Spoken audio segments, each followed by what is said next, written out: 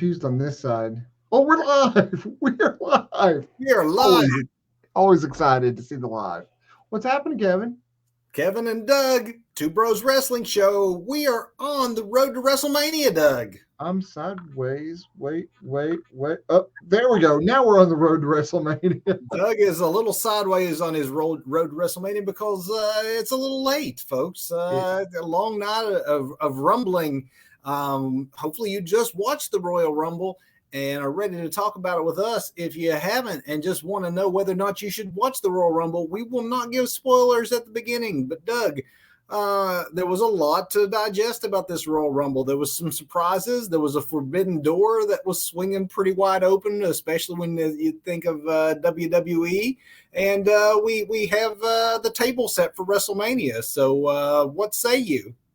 You know, I thought it was a little long, but I was definitely entertained. I would say it starts the road to WrestleMania. I mean, regardless, even if it was a turd of a show, I think it's must watch for wrestling fans this time of year. But I don't think it was a turd of a show, though. I thought it was pretty entertaining. It was an entertaining show, I think, and we'll see if you agree with me as we go match by match here in a second. But there were some things they definitely could have done without and made a tighter show. But there was definitely enough there, especially in the pretty eventful Rumble matches themselves, to recommend it by. So with that said, Doug, this was the first WrestleMania in front of a crowd in 2 years, and I think that made a big difference in the overall presentation of the show. 45,000 people. Which they constantly reminded us of. Because it was a big crowd. I don't know. It may be the biggest WWE crowd I've seen since pre-pandemic, when you think about the fact that WrestleMania was at a limited capacity this past year. So what do you say? Let's get into the actual show itself. Let's do this. Let's see if we nailed any of our predictions, because like I was saying right before we hit the air, my predictions ended up being kind of all over the place last week. So I was bound to hit some of these. Well, let's just start by saying that surprisingly, there was no kickoff match. There was a kickoff show, but no kickoff match. And for a show that ended up going 4 hours, there was a possibility to move at least one or two of the lesser matches to a pre-show, don't you think? Absolutely, man. Yeah, because this ran longer than I would have liked. I think it's one of the longer running premium live events we've experienced since moving to Peacock. And your Peacock lasted through the night. This is good news for you. This is good news for me. You know, no problems with Peacock tonight. I think me and Peacock are finally on. You know, we've realized that we're going to have to work together. We don't have to have a beer after work, but at least we have to be civil while at work. So that's where we are. Well, where we are with match one, Doug, this may be the reason why they didn't have a kickoff match, because, when you have a kickoff show and you throw something out there just to have something on in that first hour, it's not always putting your best foot forward. You usually put a throwaway match there. They wanted maybe to start this crowd off knowing it'll be a long night, hot. And hot they did. We had Roman Reigns defending the Universal Championship in the opening contest to take on Seth Rollins. And Doug, last week, per your prediction, if this match comes before the men's Royal Rumble, then Seth Rollins is definitely going to win, says Dynamite Doug. And you were right. This is true. This is correct. He did win. I did not realize that. You know, I was early on in the Rumble. I was texting my nephew back and forth about the Rumble, and I love how Rollins comes out to the Shield music. The only thing he's missing was that blonde streak in his hair. Love the psychology there. I missed the comic book supervillain Seth Rollins look, but he was in full effect. That character was there, just not the costume. I normally do not like it. Champions always come out last. But as soon as that music hit and you realize the whole reason they reversed the order was just to get the Roman Reigns reaction, I completely okay, forgiven this time, because that was pretty cool. And you even got a Mox reference on commentary. Yeah, I think we may put AEW a little bit over more than we did Impact tonight, but yes, on more than one occasion. This was the first. yeah, but looking back here, yeah, I mean, just looking back, I mean, I have notes in my text where I was going back and forth with my nephew. I love the character work here on both these guys. I am not a fan of a DQ finish. I get why we got a DQ finish, but just the character work there to just take the tribal chief up another notch and put him over. He will Reigns yelling something at the ref like, he won't let me let go, or whatever it was we were choking him out. So good stuff. You also, to my surprise, I don't know if this says more about St. Louis and the folks that traveled there, or if it says more about Huntington, West Virginia. But last week I, hypothesized to you on air, like, we may be seeing a preview of Royal Rumble in the crowd turning against Seth Rollins, who is a heel, to go for the other heel, Roman Reigns. In Huntington, they were eating up Roman Reigns. In St. Louis, it was the exact opposite tonight. The fans were solidly behind Seth Rollins, even before the brutal beatdown at the end.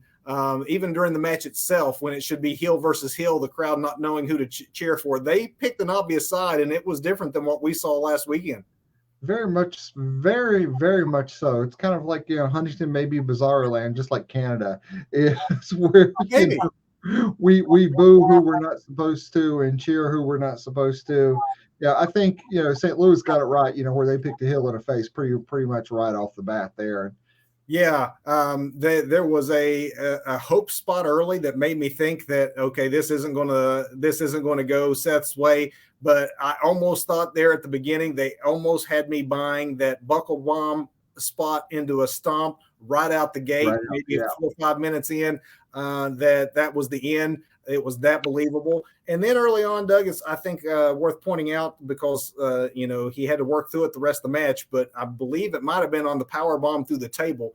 But Roman Reigns legit suffered some sort of contusion, abrasion to his face right around the eye area. And it seemed to be bothering him a lot of the match as he kept reaching up towards his face. But the big man worked through it.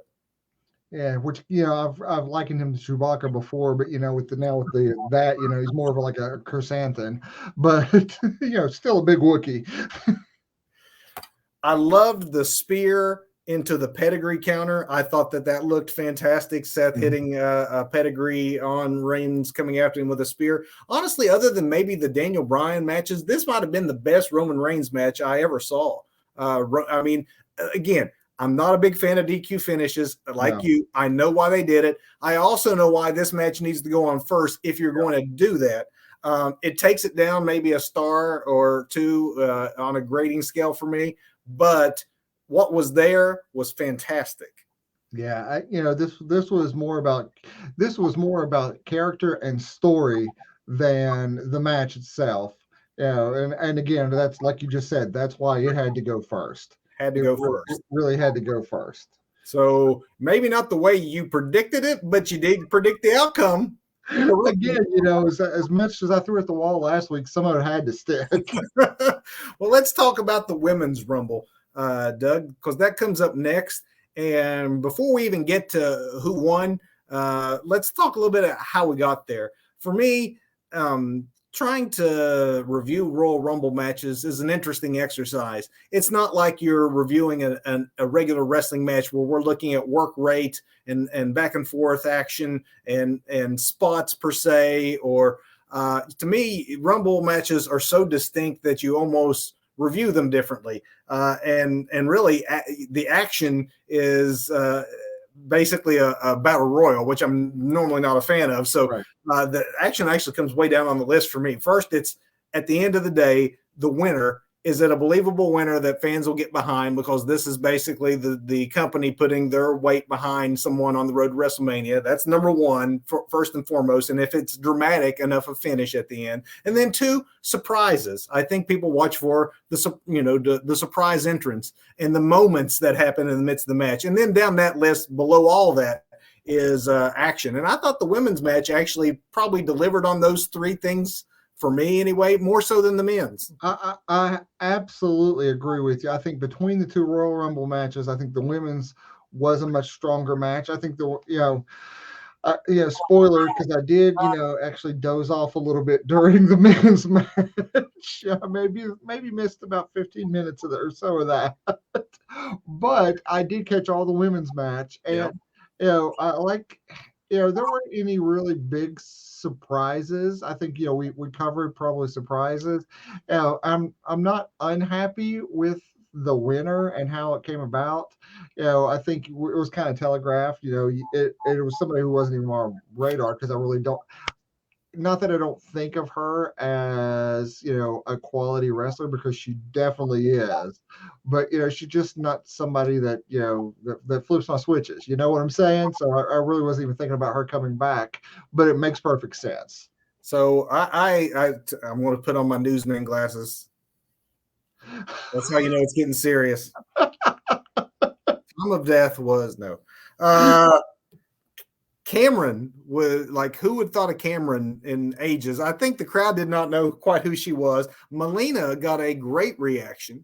There's the forbidden door that is swinging open there on the WWE side, because she is an NWA competitor right now.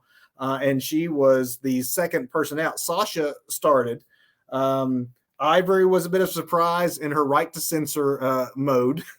Molly Holly was not announced. That's a surprise.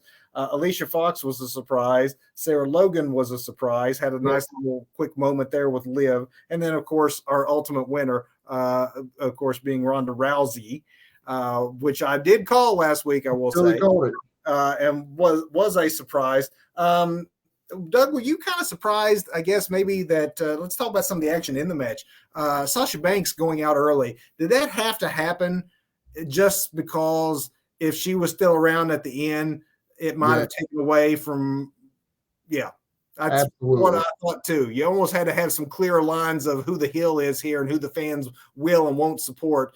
Fans love Sasha too much that they may not have supported Rousey at the end. Especially Sasha returning in full on babyface mode yesterday, which I didn't expect Sasha back. But she shows up on SmackDown in full babyface, so you could not have had Sasha in at the end and had the fans behind Rousey. Soon as she was in at first, I thought, okay, we got 60 minutes of Sasha here. She's got to be one of the last 4 or 5, people to be a believable person there still standing at the end. But then when you know what the outcome is going to be, it makes a little more sense as to why she was out. You want people to forget about Sasha being in the match long before Rousey comes in, so that they get over their disappointment in time to pop in the way that you want them to pop. In that way, I thought that the booking on this one was way smarter. Honestly, for me, as much as it was nice to see some of the Legacy X that we had known about, the Bellas and Michelle McCool, who actually Michelle McCool stayed in longer than any of.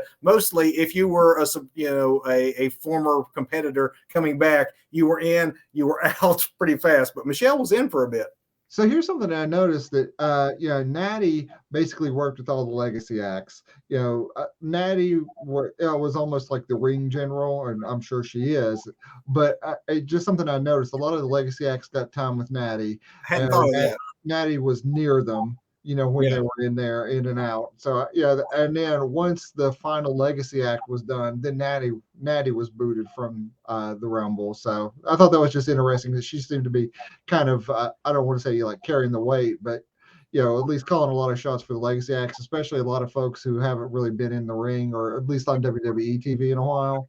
Well, give it up for Lita, still pulling off that Hurricanrana from the top rope, being away as long as she has. To me, I think Ronda coming back, it was cool. The pop she got was great. But honestly, I think I might have popped bigger for seeing Mickie James coming down to the ring with the Impact Women's World Championship being actually announced as her Chiron popped up Impact champion.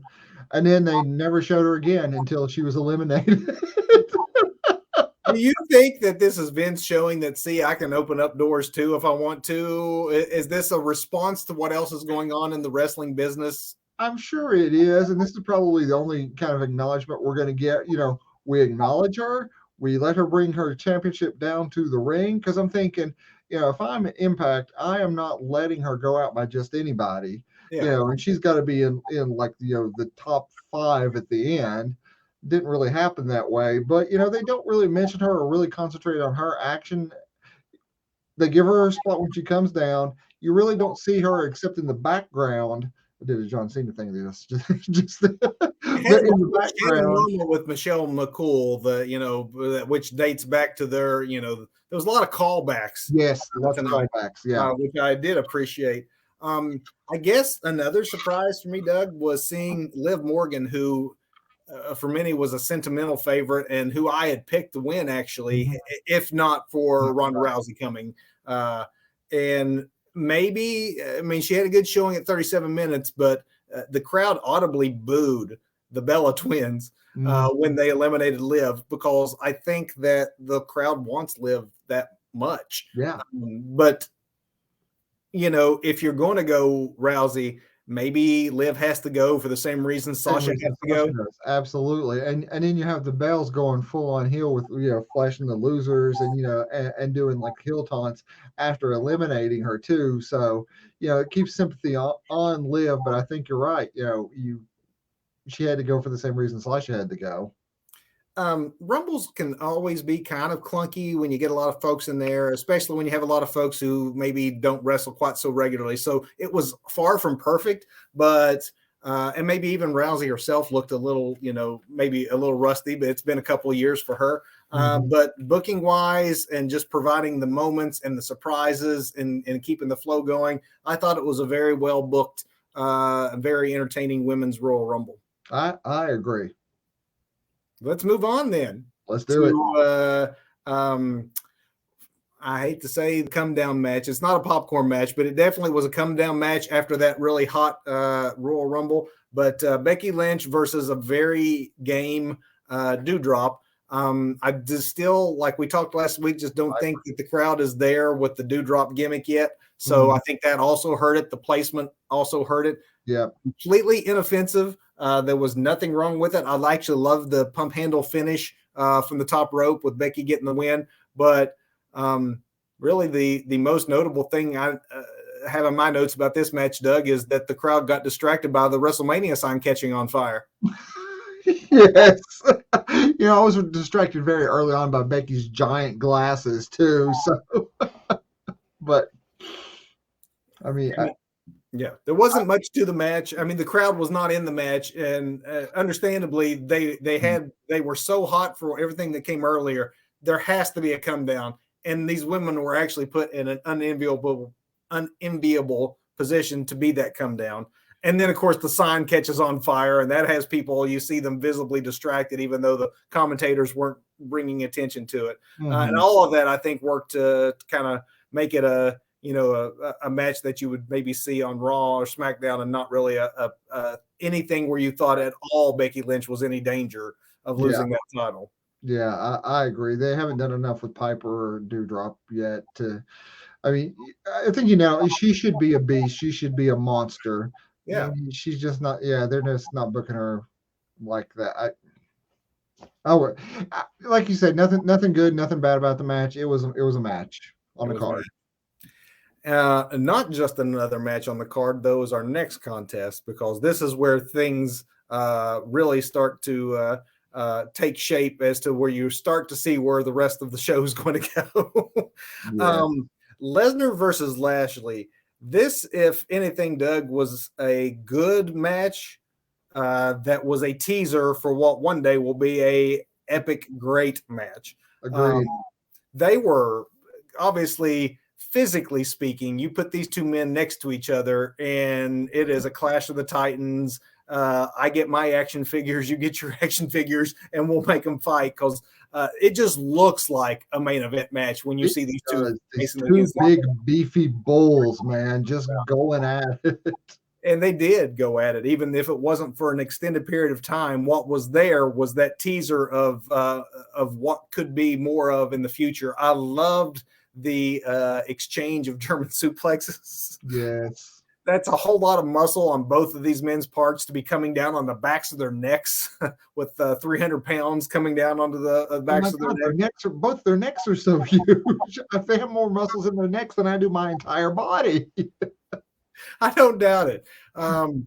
This is one that you did, Doug, kind of call because when you realized that your first option that you really had gone into the show thinking might happen may not be the way it goes, you saw the alternative, which ended up being what the booking committee went with. Yep, I called an audible there and called both of these.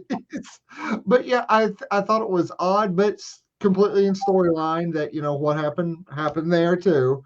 So with the tribal chief's interference, straight up tribal chief, no Jimmy, no Jay, no, our tribal chief coming in, taking Lesnar out, and then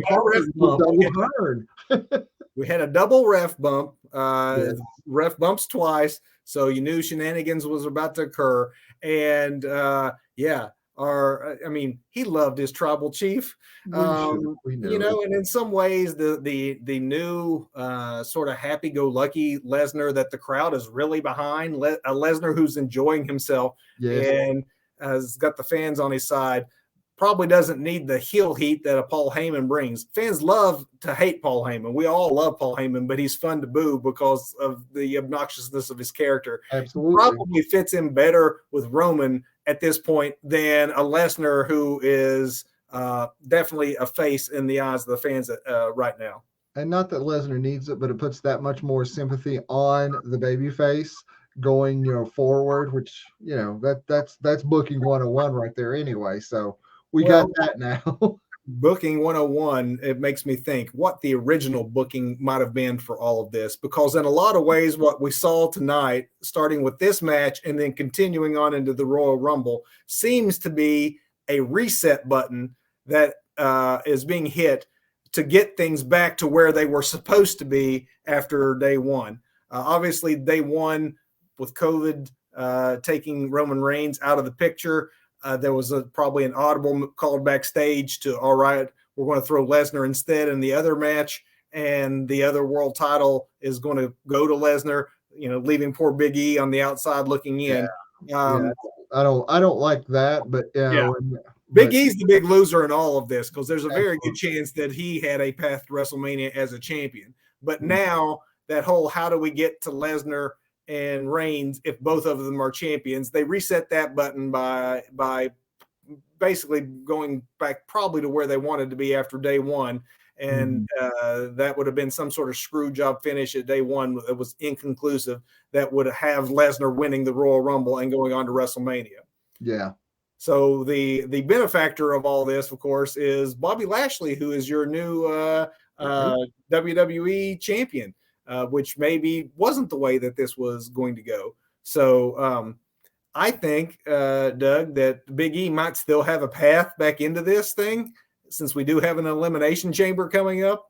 And that's one way to either get him back into the title contention right away or set up a story that goes one-on-one Lashley, Big E at Mania. And you sort of have what you had last year, in a little bit of history making, because I'm pretty sure if that happens, they would be the first male main event of two black gentlemen taking on one another in the main event of WrestleMania, which would be history.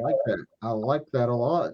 Yeah, I do too, because it's very obvious what on the SmackDown side your title match is going to be. And really, that kind of plays into what we've already seen, what we saw live last week, where we had Lashley coming out and Big E running to save his New Day companion Kofi Kingston last week in the house show. So maybe they're working their storyline there. But God, that sounds like way too much planning on WWE's part. Possibly. And Doug, we could go on to the men's rumble, but I guess if we're following the schedule here, there is a match that we must discuss. We should have went on to the men's rumble. This is where you could trim. Obviously, I think that because it was a title match earlier with Becky and Doudrop, that's a match maybe that you could have put on as your kickoff contest. This next match is the one that you could have just trimmed. and no one would have been the worst off for going home 20 minutes earlier. It is Miz and Maurice taking on Edge and Beth, and as we called last week, Doug, Edge and Beth, the faces go over. I guess it's worth saying that the crowd did seem invested in this. They were reacting. So from that end, I guess they did what they were supposed to do, and that was get the crowd into it. But me as the viewer at home, this was the one I was looking forward to the least, and it lived up to about what my expectations for it were. I think my favorite spot in here was when Maurice hit like a Hurricane Rana on Edge and was really surprised that she pulled it off. Just she didn't do that during her wrestling days. I made that in my notes too, because honestly, I was impressed by that. She did do a good job. She looked better than she did, honestly, during her active competitor days. Full-time runs, yeah, absolutely. But face team goes over, as we called last week, which takes us, Doug, to the Men's Rumble. AJ Styles, it starts. Shinsuke is number 2, so we have a little bit of a Wrestle Kingdom callback. Yeah, there's no Tokyo Dome action here in those first 90 seconds. No, not the same Shinsuke, especially that was. He has not been the same Shinsuke since he's come stateside, but age is what it is too. But it was nice to see those two sharing a ring and sharing a moment in front of a large crowd. I also loved, and again, I know you mentioned AEW having some moments tonight, but honestly, I think the night also may belong to Impact, who got their title, their women's champion. They also had the crowd doing a TNA chant during the Men's Royal Rumble as Bobby Roode and AJ Styles stared at each other one-on-one. I thought that was a really nice moment for both of those men. So I meant to Google this, but weren't Bobby and AJ both in Fortune? Yes. Okay, that's what I thought. I was like, wait, this is like, part of Fortune here in the ring. Former world champions, both of them, Impact World Champions, and to be fair, AJ has had like a Hall of Fame career around the world at this point, but he was with Impact for so long that a good majority of the best of AJ Styles, if you were wanting to, do a compilation, a lot of those matches are going to come from Impact in the Impact Zone. I mean, that's where he really made his name. Mm-hmm. Absolutely. And so it was nice to see Impact get that little bit of recognition that the true wrestling fans that go to something like a Royal Rumble are not just WWE marks. Right. Watching, they know the history of these men and they acknowledge that history. I thought that was a cool moment. I know I mentioned the way I like to review these things, Rumbles, as, surprises. And honestly, surprise-wise, there was way far fewer in the men's. Don't you think? Yeah, unless I really missed something when I actually legit fell asleep on the couch during this match, because I think somewhere right after Johnny Knoxville was in and out of the ring, I went out, and then I woke up to, like I said, that pick scrape on the guitar strings right when Lesnar's music hit. So I'm not sure what I missed in that little window, but I marked a few little things that I thought of as surprises. One, Knoxville actually being eliminated by Sammy instead of the other way around. Yes. We kind of thought it was just a foregone conclusion that poor Sammy was going to take a dive to the Jackass star, but the Jackass was on the other foot this time. Drew returned, which was a bit of a surprise, a minor surprise, in that we thought he was going to be out longer with the neck injury. Shane O'Mac being in there, and I don't know if people would consider that a welcome surprise or not, because, well, hey, it's Mania season, so Shane's got to show up and work his way onto the Mania card, I figure, at some point. And then, Doug, if you slept through this whole thing, but Bad Bunny, I woke up to see Bad Bunny in the ring. I'm sure he did something really awesome when I was asleep, because he should be on the payroll. He did, man. The man, he worked, and the crowd was really into it. And he didn't just hide in the corner like most celebrities would, or get thrown out easy and early. I mean, dude took F5, for goodness sakes. Yeah, I did see that. Let's see what I have in my notes. Omos kind of did as we expected him to do. He had the monster like the monster push of like eliminating 4 or 5 guys and then everyone ganging up on him to put him out. But it does sort of set the stage for him and AJ, which is probably where this is heading to at a Mania match. Austin Theory was eliminated kind of early considering his push on Raw and the rumors that McMahon was so high on him that he was going to be there towards the end. Big E was not there towards the end, which was a bit of a surprise and a bit of maybe a disappointment. I really liked that the KO stomping on Riddle's feet, taking advantage of Riddle wrestling barefoot by just absolutely stomping the crap out of his ankles and toes. Thinking, why doesn't everybody do that? Weren't we just having this conversation last week, at the live event? Well, why would anybody wrestle barefoot? Yeah. Why wouldn't your opponent just constantly do what KO did? That's a very logical thing. Hey, you're going to do that. I'm just going to sit here and stomp on your feet. And he did that for, 4 or 5 times straight. I mean, it was a good, it was a good little spot there. But were you awake during Kofi's elimination? Did you see that? I was going to ask, did Kofi have a killer spot? Because I missed Big E and Kofi in there all together. So I was going to ask you, and you'll have to go back and watch and then tell us what you think. But if Kofi's elimination was a botch or not. So Kofi was thrown from the top rope, pushed off to the outside of the ring, and he sort of catches himself on the guard railing. Except it was obvious that both of his feet had touched, even though he was holding them up as if, hey, I caught myself. So they had to review the tape kind of thing, but it was so obvious that they eliminated him, and it was so anticlimactic. I'll throw this up because I think William, I think you're right. It definitely money, yeah. Okay. It looked like it was a botch. It looked like it was going to be one of those special moments where Kofi, walks the tightrope, jumps on the ring steps, lets himself back in, sort of what he's known for, and instead the crowd didn't know how to act because it was so obvious his feet touched that they had no real way of faking their way out of that and doing anything other than that. So, Kofi's going to have to wait again until next year because he literally had just came in when he was eliminated. And then, of course, when you get to the end, when you do hear Brock Lesnar's music hit, woke me up. It's going to wake Doug up, and it's going to knock everyone else to sleep one at a time. At that point, Doug, in some ways, even though it's logical and it sets the table for WrestleMania, it can be argued it was anticlimactic in that the women's match had more drama, and it was almost at the end a squash match. If you can have a squash Royal Rumble, what we saw tonight was a squash Royal Rumble in the main event, because once Lesnar entered, it was no question that the other 5 or 6 that were still in the ring were about to go.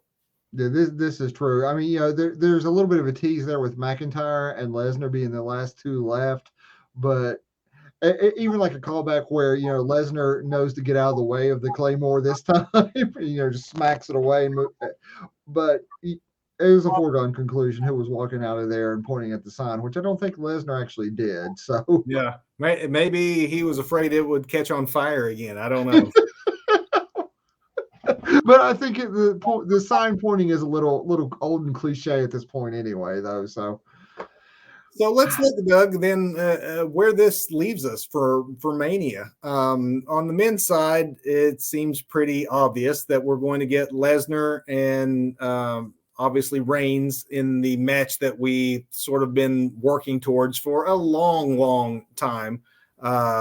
Okay, William's letting us know that it caught on fire again. Not so good when you're in an indoor stadium such as that they got a large prop catching fire. Right. But we have the men's match pretty much wrapped up on the one side of things. Where do you see it with Lashley? Who is his logical opponent come WrestleMania? Like Big E, like we theorized? Seth Rollins? Where does this leave Seth? I mean, who was in the picture and now is probably going to go back to Raw as a heel, or is he sympathetic now as a face? See, this is what I do love about WrestleMania season and the kickoff to WrestleMania, because there are all these possibilities going forward. And I was in the women's match particularly. I was looking for like angles to be built there and things to start to build on, because I'm pretty sure we are finally going to see our man versus Roddy Piper. That's not right. I'm doing a Ric Flair Piper match. We try that again. Ronda Rousey versus the man, or I guess Big Time Bex now. I think that's where we're going with that, which leaves things open for Charlotte. We got a I don't know where that goes, because Sasha is cranking out some serious babyface vibes right now. So, I mean, you could have Sasha, Charlotte. I know we've seen it a lot, but to see it one-on-one at WrestleMania in a big spot, I had some thoughts like, where does this leave Liv? And I know that, we thought this might be Liv's moment, but I'm thinking there's still a path for her. If Ronda takes, you could have Ronda versus Flair, Ronda versus Becky, and still find room for Liv. If Ronda were to go for Charlotte, Liv could work her way into still this program that she's had going for with Becky, and finally overcome Becky at WrestleMania. She's lost to Becky once, clean, and she could get her comeuppance. I mean, she still maybe has a role in this, but there's also a thought in my mind, because Ronda Rousey is the badass character, that the badass doesn't pick one of the champions. The badass wants revenge for the triple threat that didn't go her way the last time she was in a WrestleMania ring, and demand to beat both of the champions and have a rematch of the WrestleMania main event from 3 years ago.